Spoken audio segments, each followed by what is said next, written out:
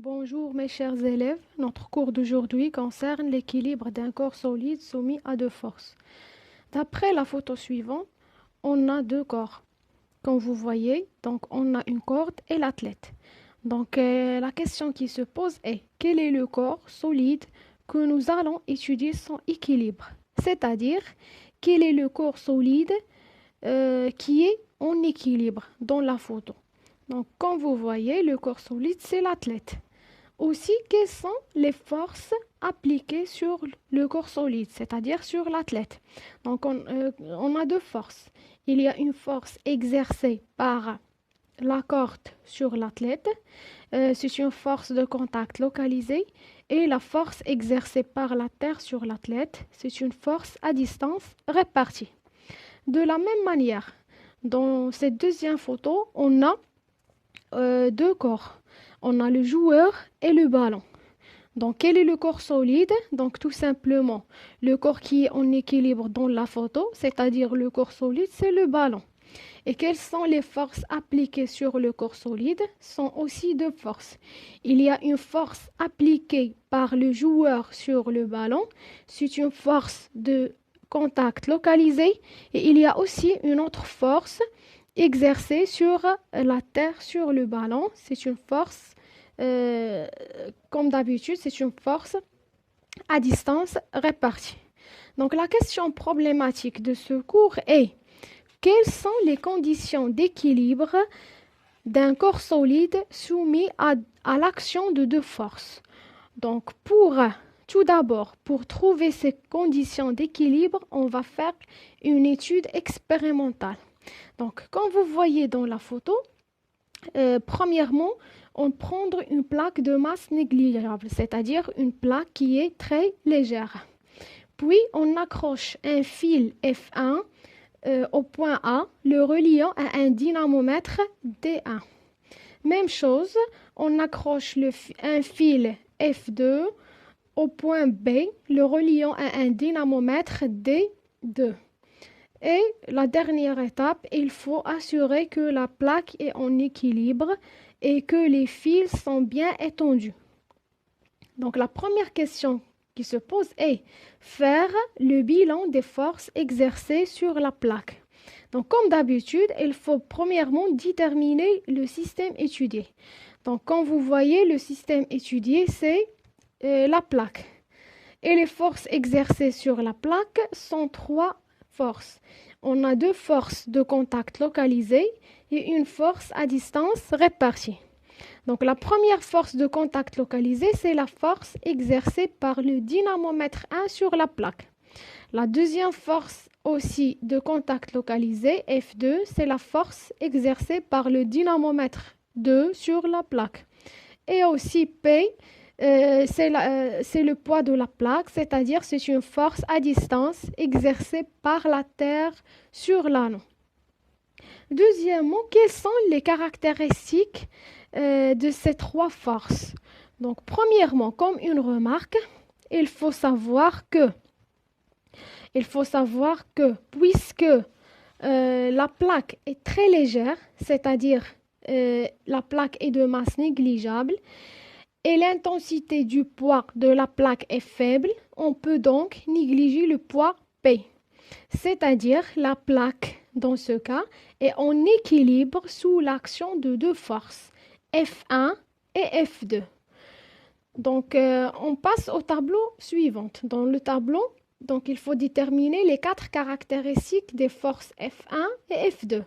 Le point d'application, la direction ou la ligne d'action, le sens et les...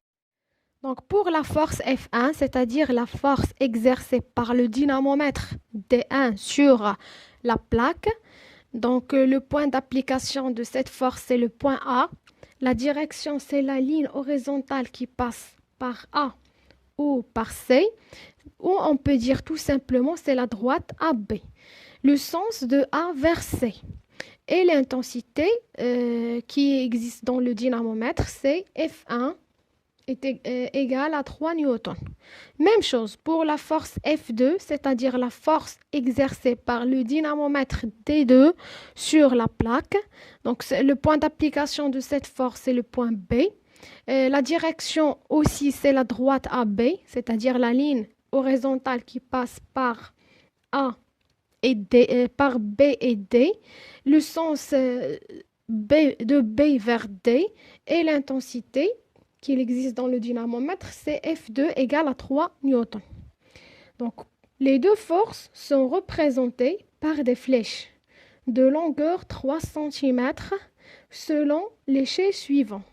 Donc, dans l'échelle, on utilise l'échelle de 1 newton représente 1 cm. Comme vous voyez, donc on représente la force F1 par une flèche rouge et on représente la force F2 par une flèche verte. Donc, on passe aux observations. Donc, on constate que les deux forces F1 et F2 ont la même droite d'action, la même intensité F1 égale à F2 et des sens opposés. بمعنى أن القوتين F1 و F2 لقينا بأن عندهم نفس خط تأثير ونفس الشدة اللي هي 3 نيوتن ودي سونس اوبوزي يعني منحيان متعاكسان. ملي غنرجعوا لداك التمثيل اللي درناه الريبريزونطاسيون ديال لي فورس F1 F2 غنلقاو بان داك السهمين عندهم نفس الطول، بمعنى عندهم نفس الشده اللي لقيناها حنا في هذه الدراسه التجريبيه كتساوي 3 نيوتن. لقاو عندهم منحيان متعاكسان c'est-à-dire des sens opposés. Le vecteur F1 égale à moins le vecteur F2 وعندهم نفس خط التأثير، بمعنى هذاك الاتجاه نفسه. في هذه الحالة راه كيبان لكم بأنه نفس خط التأثير. Donc comme conclusion, c'est-à-dire généralisation كتعميم لهاد القاعدة اللي في الدرس، les conditions d'équilibre d'un solide soumis à deux forces, seulement à deux forces, dit que un corps solide. Donc شنو هما الشروط ديال التوازن؟ هما اللي غنهضروا عليهم دابا. Donc d'une manière générale, un corps solide soumis à deux forces est en équilibre si les deux forces ont même droite d'action, même intensité et des sens opposés. Ceci se traduit par deux conditions. Premièrement, les deux forces ont même droite d'action, c'est-à-dire même direction. Deuxièmement, la somme vectorielle des deux forces est égale au vecteur nul, c'est-à-dire F1 plus F2 égale au vecteur nul, ou F1 égale à moins F2. C'est-à-dire il y a des sens opposés et la même intensité. F1 plus F2 égale à 0 تتبين بأن عندهم la même intensité. Ou F1 égale à moins F2 كتبين بأن عندهم des sens qui sont opposés. نفس خط التأثير ونفس الشدة اللي هي F1 خصها تساوي ليا F2 c'est-à-dire même intensité ومنحيان متعاكسان. إلا ما كانوش هاد لي 3 كونديسيون كيبانوا لينا في الشكل اولا في الجسم، دونك في هذه الحاله ما يمكنش ليا نقول بان الجسم فيه توازن. Donc on passe à un exercice très simple, exercice d'application. Donc la question de l'exercice est: les solides suivants sont-ils en équilibre, oui ou non? Donc tout simplement, dans chaque figure, il faut dire est-ce que le solide est en équilibre. S'il n'y a pas d'équilibre, si oui, donc on écrit oui, sinon il faut justifier pourquoi non pas en équilibre ou pourquoi elle est en équilibre. Donc on déroule le premier corps, le corps 1. Donc les forces, le corps 1 représentées sur le solide n'ont pas la même direction. بعد أول حاجة ما عندهمش نفس الاتجاه، n'ont pas la même direction, c'est-à-dire n'ont pas la même ligne d'action. ولكن عندهم نفس المنحى وعندهم منحيان متعاكسان ونفس الشدة.